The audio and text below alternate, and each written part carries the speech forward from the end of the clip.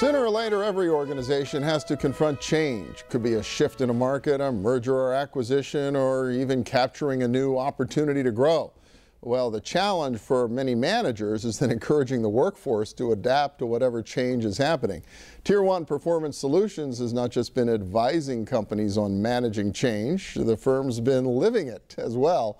As a multi-year Inc. 5000 company that's been recognized as a best place to work in both Pittsburgh and Cincinnati, TiER1 has been growing its presence in our region. It just opened a second office in Pittsburgh. Greg Harmeyer is with us today. He's the CEO. Brandee Abel is principal consultant and change team co-lead at TiER1.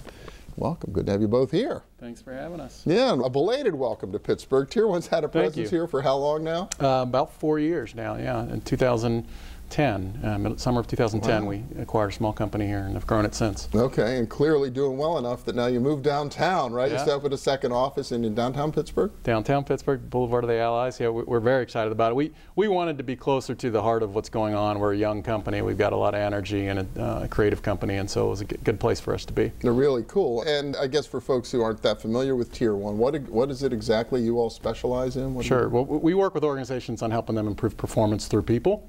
And so what that means is you look at any organization, mid-size, large size, they got some type of initiatives going on every year. And usually those initiatives mean somebody's got to know something different or do something different. And so we help with the communication and training and tools that help those people know and do something different. And that's when the whole staff just rolls their eyes and say, great, here's another great idea from the boss. That's right. You got to get them over that hump somehow. Exactly. So Brandee, that's kind of what you do here in Pittsburgh. You're right on the front lines of helping companies deal with those kinds of issues. Yeah, it's a great challenge to work with a lot of different companies on whatever their change initiatives are. So we help companies with new technology implementations. They may be implementing an ERP system or CRM.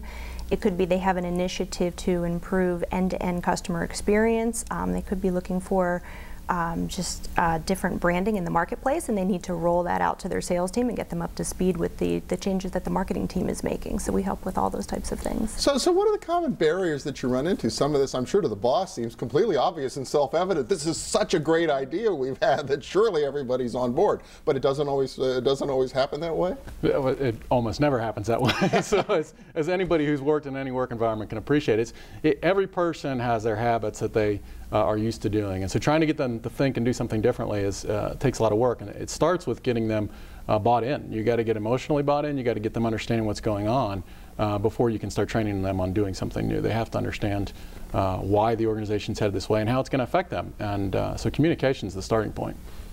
And then, so do you find, how do you begin to do that? How do you begin to sort of reach and touch employees and bring them along? Yeah, so it starts with really understanding the audience, and it's interesting. So we're often new to companies. We don't know them very well, but it never fails that we'll learn something about the employees of a company that they didn't know themselves. And I think we take a fresh look at it and have a different perspective. So we start with that, and then think about ways to engage them. And it really is creating that vision and telling the story. And the other part of it is truly engaging people in the process, not just telling them what's changing, but giving them some decision-making authority, asking their opinions, involving them and making the change successful typically helps them to get on board with it. Does it play out differently if it's a big organization versus a small one, or are there issues no matter what? It does, but the same principles apply. I mean, you have to communicate openly, you have to have authenticity and transparency to the degree you can. That's what organizations struggle with. They're afraid to say bad news, they feel like they have to overstate what's coming and oversell it. And our big thing is really understand where you're at. Be authentic, be open with the people in your organization, and help them understand where you've been. Be honest about that and help them understand where you're going. And those principles apply no matter how big you are. I would think, though, turning over a leaf or just now, oh, we're finally going to communicate with the staff, is probably not the best way to do this. I would think it would help to have this kind of open communication and transparency all the time within an organization. It typically helps. It makes the change process a lot easier when the culture is healthy and they have open communication. It's a lot more difficult when they don't, to start that in the middle of a project. But it's always a good place to start. So if that's where we need to start, then that's what we do. And that's a big part of what we work with, is the leadership and sponsorship of any initiative. Okay, starting with what is the message? What do you want people to understand? What do you want to get across? And how are you going about doing it? Sometimes as leaders, it's hard to know how am I going to reach 200 or 2,000 people that are underneath me or under my direction in an effective way. It's not an easy thing. It seems obvious, but it's not an easy thing to do. So we start by coaching leaders and help them work on their messaging and their sponsorship. So at what point in the process do you all get brought in? I would assume ideally early to make this a lot easier, right?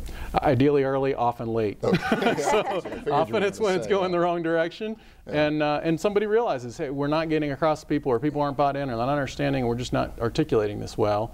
And so it's not just communication, but that's the starting point, and that's so we'll always start there regardless of when we're brought in. We'll look at the message in the audience. Yeah. I was just going to say, I think that's another key aspect of change management is people tend to think about it in terms of communication and training, but it really is identifying what is changing, what are the change impacts. So it has a lot of sort of implications that aren't necessarily readily transparent. So uncovering those and identifying who's impacted and sharing that with people typically helps. You're actually getting a better understanding of your whole business process and the way the organization functions. You should try to do this, which is important in and of itself. The company's called TiER1 Performance Solutions. I assume you have a website. Correct, TiER1Performance.com. TiER1Performance.com. All right, well, great to hear you're growing in our region. Greg, Harmeyer, Brandee Abel from TiER1. Appreciate it. Thanks for having us. Yeah. Next up, enough anticipation. We'll take you inside the new Heinz exhibit at Pittsburgh's History Center. Stay with us.